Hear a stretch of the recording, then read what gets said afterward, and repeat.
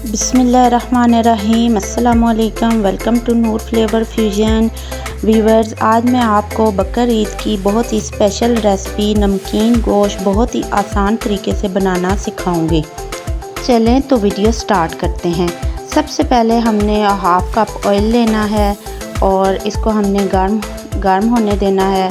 गर्म होने के बाद हम इसमें शामिल कर देंगे गोश्त को हम शामिल करेंगे। ये मेरे पास बकरे का गोश्त है, आप इसको बीफ से भी बना सकते हैं। तो गोश्त मैंने शामिल कर दिया है। गोश्त की मैंने ऑयल में अच्छी से भुनाई करनी है।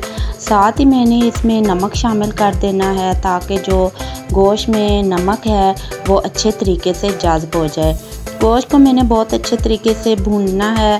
साथ ही मैं इसमें अदरक लहसुन का पेस्ट शामिल कर दूंगी और गोश्त को दोबारा से हम भूनेंगे।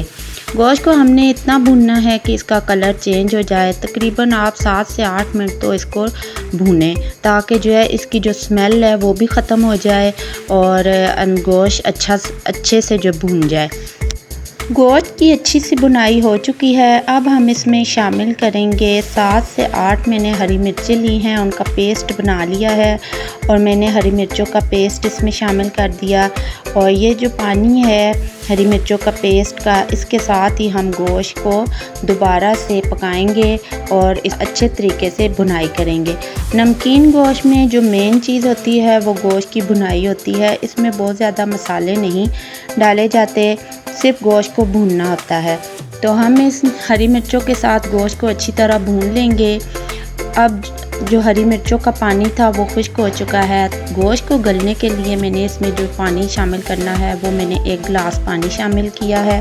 प्रेशर कुकर में 1 गिलास पानी काफ़ी होता है क्योंकि गोश्त बहुत जल्दी गल जाता है और गोश्त की नोयत पर भी होता है। मैंने 1 गिलास पानी शामिल करके अब गोश्त को गलने के लिए रख दिया है। जैसे ही गोश्त गल जाएगा फिर मैं आपको दोबारा बताऊंगी कि इसमें क्या करना है।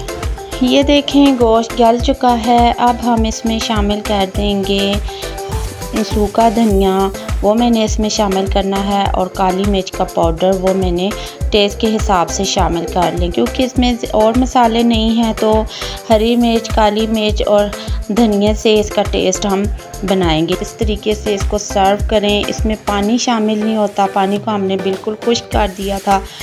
व्यूअर्स, उम्मीद है आपको हमारी ये रेसिपी पसंद आई होगी। अगर आपको हमारी ये रेसिपी पसंद आए तो हमारे चैनल को लाइक और सब्सक्राइब कर दें और हमें अपनी दुआओं में याद रखें। मिलते हैं नेक्स्ट वीडियो में। अल्लाह हाफ़िज़।